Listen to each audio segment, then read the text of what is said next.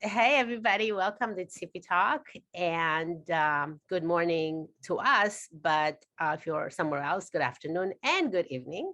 We're here today with Jeffrey Van Dyke. So, Jeffrey was the president of the International Coach Federation chapter in San Francisco and working with business and political leaders in Colombia to heal the wounds of the country. While at Microsoft, Jeffrey designed speaker training systems, working directly with global leaders such as Peter Jennings, Bill Gates, former French President Jacque Chirac, and former Prime Minister of Israel, Ariel Sharon.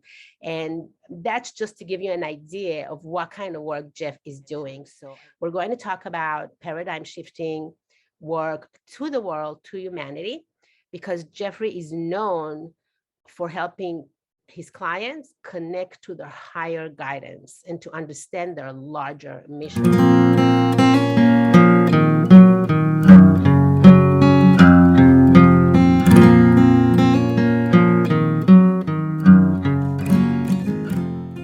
His pioneering work with core wounds helps leaders strategically use their life's biggest challenges to create more effective, engaging messages and marketing that connects deeply with the audience. I specifically can relate to empowering through your wounds because I think I have a little bit more wounds, maybe 80% more than the average person. So I can definitely relate to that. And I really want to talk about the shift for humanity, especially right now, where humanity is, first of all, so divided, where we get so much conflicting information that nobody really knows what's going on, but yet they take a very strong stand on what they think. So it's a very strange situation, Jeffrey. Welcome to TV Talk, and thank you so much for joining us. So glad to be here. Thank you, Tibby. Myself, what has brought you to the point where you have the term core wounds, hmm and I assume that it means things that have hurt you throughout your life. Like, for example, for me, when I was 8 years old, my father passed away. Yeah. And so that would be a core wound. And then maybe a secondary wound would be that nobody told me about it, but that was traumatic. So all those things, is that the kind of things that you're talking about? Absolutely. When I'm referring to core wounds, I am talking about some of the adversities you've had in life and mainly how those adversities shaped your sense of identity and shaped your path in life. When I started my path, I wanted to fix myself. And I think that's the orientation for a lot of people. Um, and what I really try to show my clients is the perfection and beauty of their wounds in service to their growth and development, their particular path in life, that our wounds are actually the training program for our purpose. And when we can see them as a training program for the purpose, instead of fighting against them, we can mine the gifts from our journey and bring those gifts into our life's work. Yeah, that's very interesting because what I found is that the therapists and the coaches and the people that want to help other people are the people that mostly went through a lot of pain and suffering. So when you say that about the wounds, are you talking about the wounds that shaped us? You have a program to reshape those wounds into something maybe different than what was shaped to begin with? I focus on working with leaders around how, what their wounds were and how it shaped what they can do and deliver. When we have a change the world mission, part of the question is, well, who needs it? And a secondary question is, and why do they need it from me? Right? Like, of all the people that could potentially do this, why me? And I find that when we can answer that question, oh, here's who needs it, and here's who needs it from me, and this is why, it allows people to take a level of ownership of, yep, this is my work. I am the one to do this. These are my people. Let's go. And when we see how our entire life has prepared us to do this work, it is so much easier to take ownership of it. So, for example, guy a number of years ago who was a Silicon Valley consultant. He wasn't differentiated in the market. He did really deep, good work and, executive coaching, executive consulting. And it came to me because he was like, yeah, but who needs it most from me and why? And how do I talk about it? Because he had a lot of great referrals, but he couldn't really market himself outbound because he wasn't very differentiated. So I do this process of really defining what the wound is, and for him, the core foundation of it was around abandonment. He was given up for adoption. His wife left him for his business partner. Right. It was just repeated over and over and over. I find that most of us have a few core patterns of wounding. And the way we bond with people unconsciously is through these shared patterns. So we went through this process, said, oh, it's abandonment. And the CEOs you will do your best work with are going to share this pattern. I call it your life PhD, because your life, why would you go through all of that only to try to get rid of it and not focus on it? If we went through all of that, why wouldn't we claim the gift of it and go, oh, these are the people I really know, so those are the people I can serve? So I said, your CEOs are likely to share this abandonment pattern. He looked at me like I had three heads, because he's like, how I can't talk about abandonment to CEOs. I said, no. You're not going to talk about the pattern itself. You're going to talk about the symptom of the pattern that they're aware of, have pain around, and would be willing to spend money to get support in solving. And if you have abandonment wound, guess what? You don't trust people readily. And if you're a CEO and you don't trust people, then we just have to go, well, where does that cost you? When we went through the process with him, he goes, oh, it's when they don't trust their executive team. Because if they don't trust their executive team, they need to control everything. They become a bottleneck in a startup. And then, it's like, okay, well, what problem does that create? Oh, halting innovation. So to reframe him as an innovation consultant, and he's listening all the time when he's talking to prospects of like, so tell me about your executive team. Do you trust them? Do you rely on them? To see, is this a leader that I'm going to have the greatest impact on or not? Right. And if I do, I'm going to both transform their life and transform the outcome in their business. So that's just a business example. So a lot of it's reframing the wound to see the gift of it, the benefit of it, I see a place I can apply the gift in my business and in my life. And it helps it feel like, oh, that's not something that happened to me. It's something that happened for me. And that shift is really significant. That's actually a huge shift with one tiny little word, like four or two, a completely different shift. So what have you gone through in life that has brought you to the point where you wanted to even coach other people? I understand that you learned that idea. You realize that your wounds are not exactly always your enemies. Yeah. What have you done before to bring you to this point?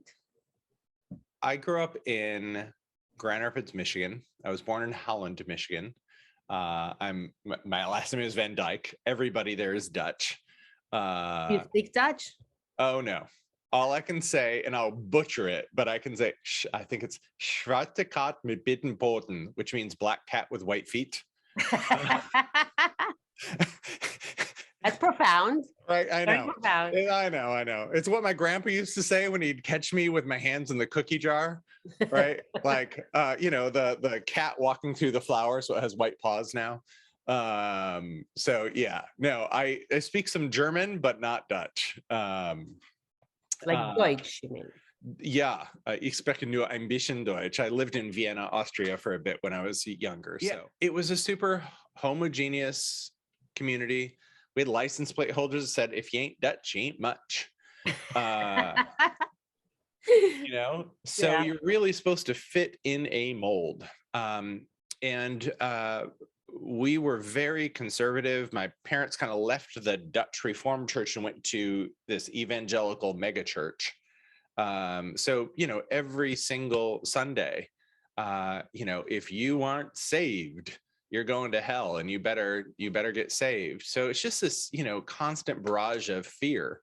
And I was always like, I don't know, because I always say, if you don't know beyond a shadow of a doubt, if you leave this building today and get hit by a car, you're going to heaven. I just want you to raise your hand. Like that was and that was like, I don't know for sure. and it wasn't a place where you're supposed to have questions. And so that was really formative. And then when I was 13, I realized I was gay. And, that was just like, It was nice fit into the community, right?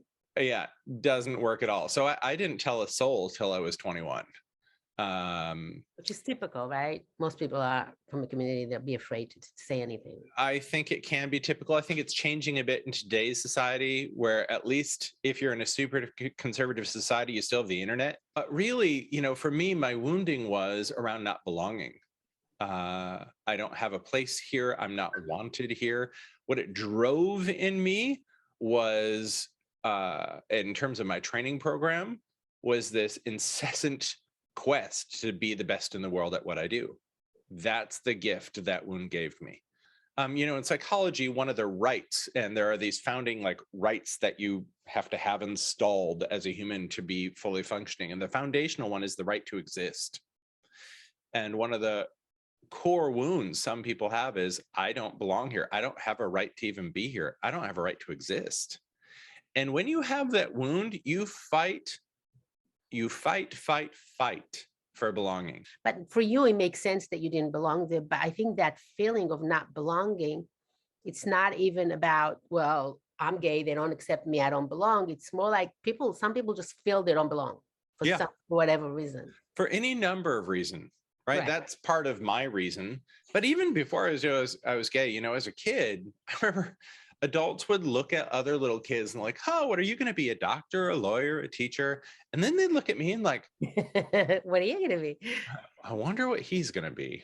Just like with this, I knew that I would not be a 9-to-5, work at in fact, when I ended up at Microsoft, it was like, how the hell did this happen? But that quest to be the best in the world at what I do is what led me to develop all the work I've developed and contribute the way I've contributed. Now, the thing that does have to shift, and this is true for all of us, is moving from what I call a wound-driven operating system to a purpose-driven operating system. Are we hell-bent on proving something? And most of this is subconscious. Tippy, when we have our wounding, there are two primary ingredients that contribute to wounding. One is an experience that is confusing and it's painful. And if you think about it, if something's just confusing, it's just weird. I don't know why that's happening. It's weird. If it's painful, but it makes sense, it just hurts. But when it's painful and confusing, it creates a vacuum of meaning where we ask, why is this happening to me? Why is this happening? Why is this happening to me? Right?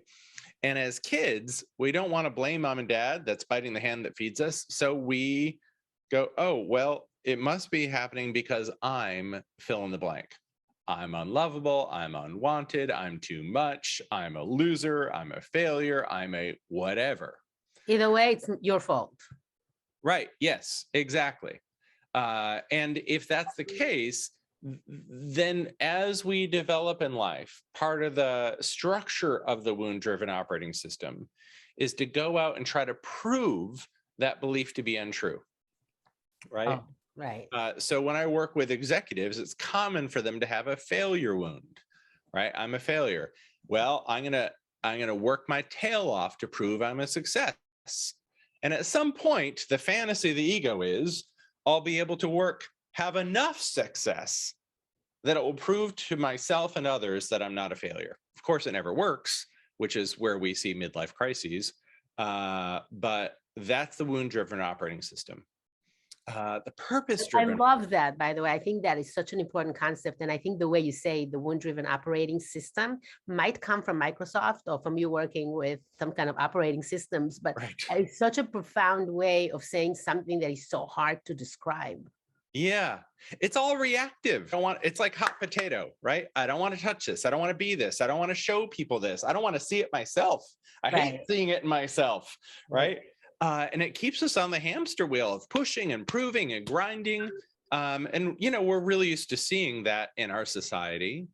And then there's this place where it just starts to break, where our old drive isn't working anymore, or it's causing such severe consequences that we have to go, there's got to be another way.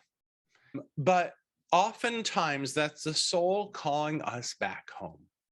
So basically what you're saying is that you came from the wounds, you've had profound wounds, and by healing yourself, you figured out a way to guide other people on how to heal.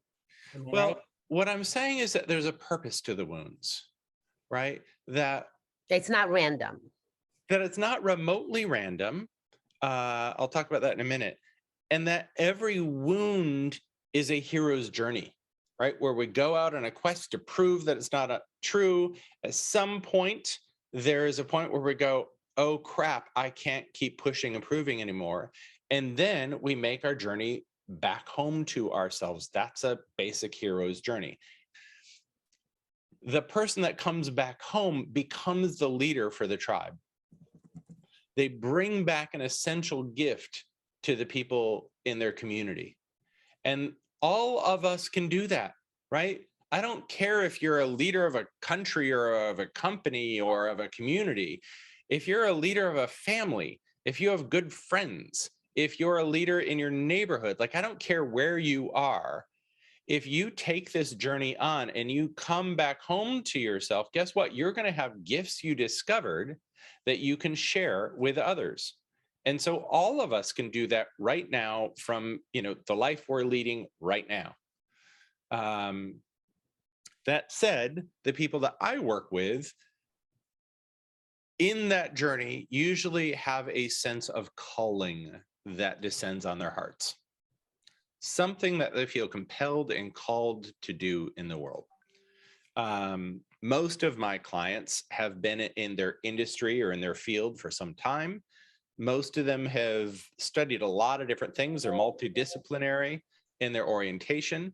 And go, I see something that can change. I see something I can bring that this world doesn't have right now.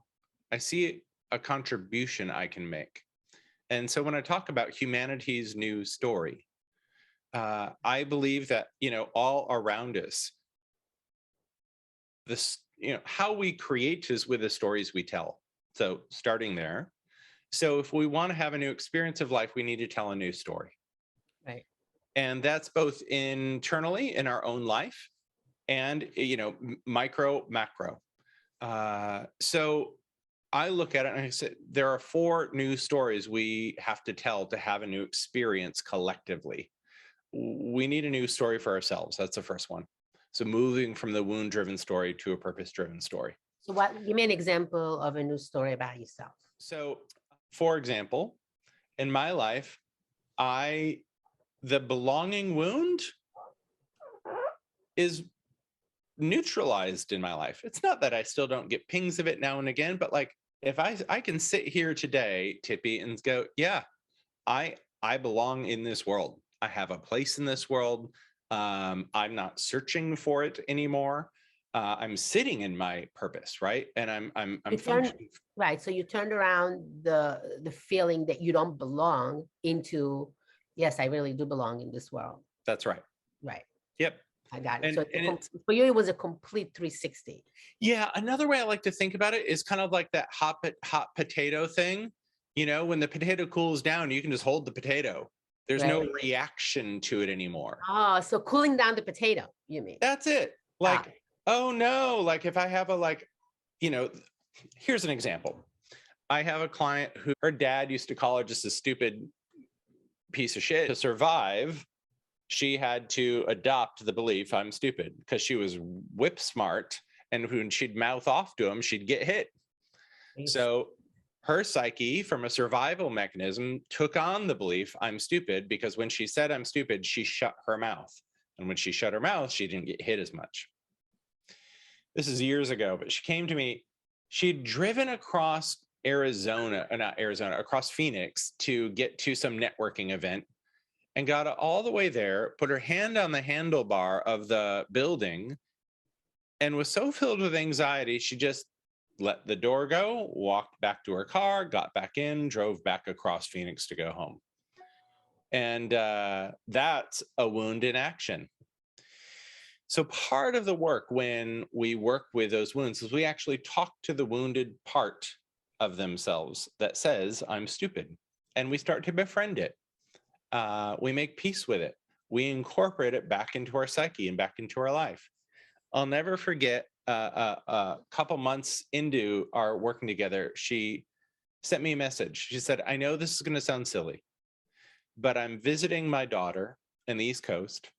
I didn't know how to do something on my iPhone. And I asked her for some help.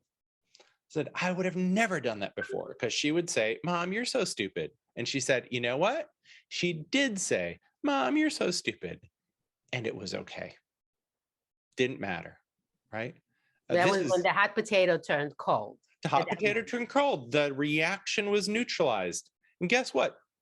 Another month later, she was a speaker at said networking event, right? And in the first 6 months of working together, she made another $120,000 she hadn't made previously, because she was showing up and not driven by the reaction to the hot potato. So that's that piece. It's very powerful. And I think the way it's formed is by somebody telling you you're stupid and you believe it as a kid. I think you have also wounds like I'll give you an example. In my household, my mother married someone I really hated, and he would always tell me I'm so smart. And in my mind, if he said I was smart, it must be because I'm stupid. So anytime someone would tell me you're so smart, and people tell me that all the time, it would trigger me to like, oh my God, I must be really stupid. So that thing is not necessarily always so blatantly open, because I couldn't figure out what it was. It's not always so blatant. Well, you were told you were stupid, so you're stupid, or you were told you were ugly, so you think you're ugly, or whatever. For me, it was actually the other way around, because who he came from that I hated, and I knew he was stupid and he was wrong. If he told me I was smart, then I must be stupid. Because he's wrong. He's always wrong. So how can he be right about anything? Oh, that's a great example. Yeah, it's not always cut and dry. That is for sure. So, that's the news story for our lives, is moving from our wound-driven story to our purpose-driven story of, I have a place in this world. Here is my purpose. Here's the contribution I'm choosing to make in this world. There's the news story for our contribution itself, or our work, the news story for our audience or industry or sector of society we're here to impact, and the news story for humanity as a whole. Those are the 4 news stories. So here's what I find. All around the world, there are people getting this kind of spiritual tap on the shoulder saying, you're here to do this thing. And they wake up and they're like, this is such a weird, I don't know, I've never had this thought before. I'm supposed to do this thing. And usually it doesn't make sense. Usually they can't see how to bring it into the business or life they have right now. It's confusing, but it won't go away. And if they don't answer it, the volume on the request just keeps getting turned up, right? So is it also part of, oh no, I can't do that, I'm just not qualified for that? Oh, absolutely. So we talked about the hero's journey a little earlier. One of the first steps in the hero's journey is the refusal of the call. I can't do that. I'm not the one to do that. That's interesting, right? That's interesting, because that's also in the Bible when they say that when God came to Moses and told him, you're going to save the people, and he's like, I'm not qualified, I can't do that. It's like such an old story. Yeah. So here's an example, actually, to use the Bible. I have a client that came to me who's actually studied the hero's journey substantially. Joseph Campbell, Jungian psychology, etc. And she goes, I just keep getting a sense that I'm supposed to do something with churches. I'm like, oh, interesting. So part of what I train my clients to do is to dialogue with their inner guidance, to tune in and get insight and information intuitively that doesn't come from their mind. Because this whole quest, a spiritual quest, is not a strategic quest. It's a spiritual quest that we need strategy for, right? And through this process, she got really clear. I'm here to help change mainline Christian churches, to help them become more relevant in today's society, because they are just hemorrhaging membership, becoming less and less relevant in today's society, because they're not necessarily centers for meaning. And a lot of them are trying to solve it with, let's put in a coffee bar, right? Like, hey, Hey, everybody goes to Starbucks, they'll come here, right? right, exactly. And it just doesn't do the trick. Right.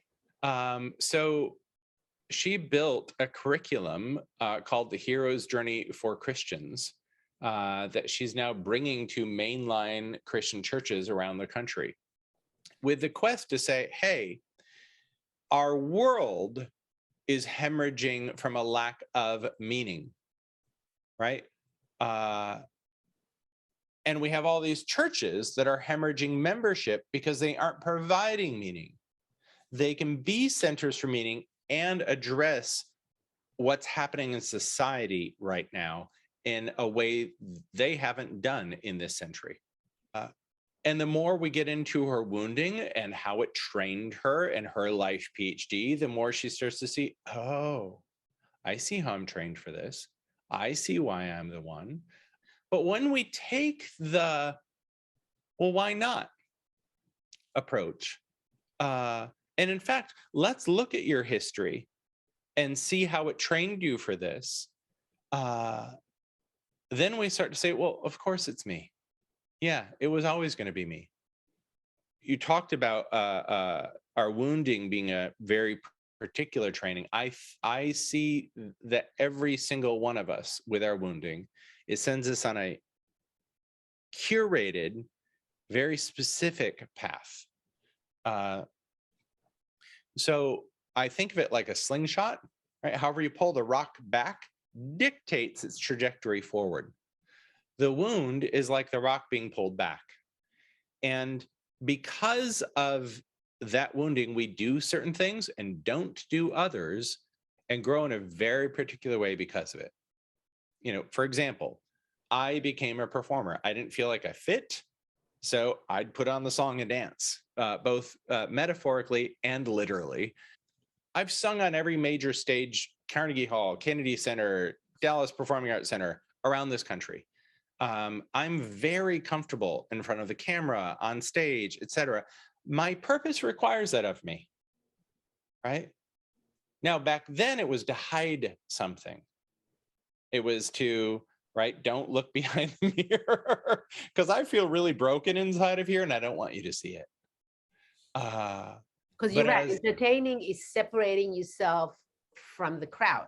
That's right. Here, the crowd is there and they can't touch you. Yeah, and exactly. You can really touch them. And as I've grown, it's really been this process of letting people in, right? Having it bond and connect me with others rather than keep me separate. So I'm going to ask you, Tippy, like with you mentioned your mom married this guy, and you're so smart, and you were like, oh, if he's saying that, then I must not be. How did that shape you? What did you do and not do because of it? I worked really hard at being smart over time. Mm-hmm. And it never quite worked that way, because when you try to be smart, then you really are stupid. You just, if you're not yourself and if you're not really thinking, you're just always thinking, well, if I do that, I'll be smart. I won't be stupid. Then you're always doing things. When you over try, you just can't do it. Uh-huh. So I worked 24/7 trying to prove that I'm not stupid. Yeah. And that's a really full-time job. It was really, really hard until the day came along that somebody said, wait a minute, you don't have to do that. Yeah. That was like the biggest release I ever had in my life. I don't have to do it. If I'm stupid even, it's okay. Right. That's the way I am. And if I'm smart, it's okay. Because I was like, if I'm stupid, it's not okay. But if I'm smart, it's not okay either, because he said that. Right. So I couldn't be anything and be comfortable with it. Yeah. So when someone said it's okay not to be stupid, it's okay to be stupid and it's okay to be smart. Yeah. And that gave me the release. It didn't take away the wound. Right. Just the understanding that you didn't have to fight against stupid, deal with it. Right. If I'm stupid, that's the hot potato cooling.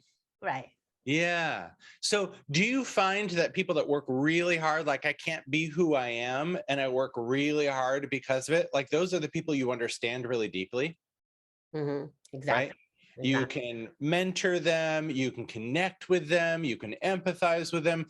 And while, none of us can see the label of the jar while we're in it, so it's hard to do this for ourselves. Because people often ask me, like, well, what if I'm not quote unquote done with my wounding? Uh, and I'm like, okay, we all need help Right. because none of us can see it. But when we see it in somebody else and we have that objectivity, man, we can see what they're doing. We can see the pattern like it's in neon lights, right? So you can see that in people, yes?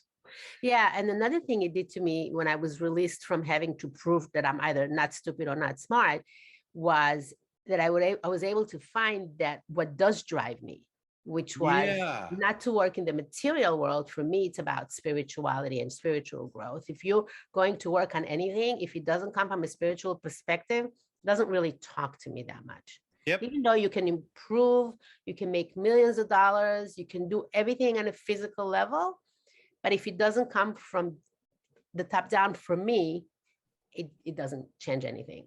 So Yep. I picked that up because I stopped worrying about how smart or how stupid I am. Yeah. And I just, Funny little story. Back when I was president of the ICF chapter in San Francisco, we used to bring speakers to town, and one I brought was Debbie Ford, who has since passed, but she wrote I read her the book. Yeah. all right, Dark Side of the Light Chasers. So one of my favorite little stories she told, speaking of you can be smart, you can be stupid. Her son, who I think was maybe 13 at the time, comes home, says, Mom, all the boys at school today call me stupid. And she looks at him, she says, well, you are stupid, honey. And he says, wait, what? She says, yeah. Have you ever done anything that's stupid? Well, yeah, I guess. Okay. Have I ever done anything that's stupid? Yeah. Okay. Were the boys at school calling you stupid? Stupid. Yeah. All right. Are you also creative? Yeah, I guess. Are you also funny? Yeah. Are you also smart? Yeah. Great. So you're stupid and you're creative and you're smart and you're funny, right? Like none of it's off limits. Right. Exactly. No Exactly. hot potato there. Right. Right. Right. It's So okay. I love that. So here's what I want you to imagine. Imagine a humanity where we have fewer and fewer and fewer hot potatoes, where we aren't driven to push and prove something, where we have more and more freedom to be ourselves. And as we are ourselves, our natural genius is available to us. And where we might be more open and receptive to spiritual guidance, to our intuition, to that still small voice that's always guiding us, to our soul. And that because we have that internal freedom, no hot potato, we're able to follow it with more and more ease. And when we're able to follow it, more and more people around the globe showing up, making their contribution, bringing what they uniquely can bring from their space of genius, right? When I talk about individuals' news stories, that's what I'm talking about. So you're talking about that individually we change the story of humanity or the direction that humanity is going. That's the first piece. Now, let me give you a few examples, a few clients that I'm currently working with that have done a lot of that work for themselves and now are doing it for their industry or humanity. Angel Sinclair. So she is a mother of five. She'd struggled with substance abuse. When she was 40, she went on a television show in England called Got's Naked Beauty. And it was some beauty contest with a lot of unconventional bodies, shorter, rounder, taller, whatever, right? And she was so affected by that show, seeing all these different images of beauty, Right. that something in her clicked and said, I'm here to change the face of beauty for humanity, right? So she created an organization called Models of Diversity, which trains non-conventional models, people of different skin color, people of different sizes and heights, trans models. She has a particular passion right now for amputees who are models. She's been pretty single-handedly, with a lot of support, but with her vision, able to change the face of modeling on the runway in New York, in London, in Paris fashion shows, on major like cosmopolitan kind of major magazine covers, right? And her vision is, hey, when we see beauty, we see this wider expression of beauty, right? Now that's changing an industry. That industry before, like, she got the first trans models onto some of these runway, the first amputees onto some of these runway. Like, we never saw that on runway before. And Right. when we see it, it changes how we see ourselves. Right. So that's part of a new story for humanity in that particular industry. I'll give you another example. I have a current client who's a real estate developer who came to me and he said, I keep getting this sense that there's a way to develop real estate to help people with their self-actualization. When it's kind of like, that sounds crazy, but I like it. Those are my favorite projects to dig into. And so we're creating a whole new vision for real estate that helps people's biology, psychology, and physiology work for them rather than against them. So he's really focused on transforming living spaces, particularly for people in their 20s and 30s. I think I really love the idea of things that seem totally unrelated. Like, what does real estate have to do with self-improvement are totally related. And I could definitely relate to that, because real estate is what made me realize that I like coaching and I like helping people. Now, you would never think that something completely like saying the stock market helped me become a spiritual guru. It makes no sense, but yet it totally pointed me in that direction, and this guy also. So I guess it's not that outrageous. Exactly. In every industry, in every walk of life, there's a way to look out at the world, not just at ourselves, but to look out at the world and go, what's the vision I have for this? It doesn't need to be this way. What's the vision I have? And if I really tap into my spiritual guidance or my intuition, what's the message? What am I being called to do or called to change or contribute? Is there anything specific message that you want to personally give today? I would say that we all, in our heart and soul, know what heaven on earth is. That if we just ask ourselves, well, what's heaven on earth to me? And what's one thing I can do today, now, to move in that direction? And then go do it. I would say that it's very easy to tune into cynicism, and there's a lot to be cynical about. And that when you said at the beginning of this conversation, Tippy, you said, hey, there's so much out there, and we don't know what to believe anymore, right? Which is part of where the cynicism comes from. So I would also add, to rely on your own inner knowing. You're right. Build your trust with yourself so you can build trust with your inner guidance, your inner knowing, because that will always lead you in the path of liberation. And I think the most powerful thing in all of that is then just go and do it. That's right. You think about it, just go and do it. And I think that's a great message. Thank you so much for joining in and for what you do and for your wisdom. I'm really thrilled that we had a chance to have that conversation. Yeah, thanks for having me. Where do people find you if they want to? Online, you can go to thecourageousmessenger.com, thecourageousmessenger.com. So all the information about me, my podcast, working with me is there. I also have a group on Facebook, The Courageous Messenger Group. And I do a weekly conversation in that group with people that's more on the spiritual side of things, really about evolution for humanity. So if you want to plug into that conversation, that would be another place to go. But all of it can be found on my website, thecourageousmessenger.com. Thecourageousmessenger.com. You got it. Thank you so much. And thank you, everybody, for joining us. And if you guys have any questions, feel free to either go to thecourageousmessenger.com or you can email me at cptalkshow@gmail.com, or you can go to the website at cptalkshow.com. Either way, we really look forward to hearing from you. And thank you so much, Jeffrey.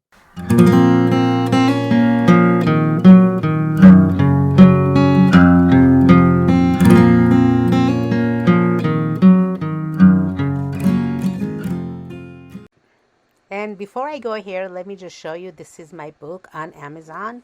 It's called Wake Up and Plan for Roses. It is about planning your life consciously, because we actually plan our life unconsciously if we don't have an active plan. So might as well make it active, might as well make it the way you like it. So if you want the book, it's Wake Up and Plan for Roses on Amazon.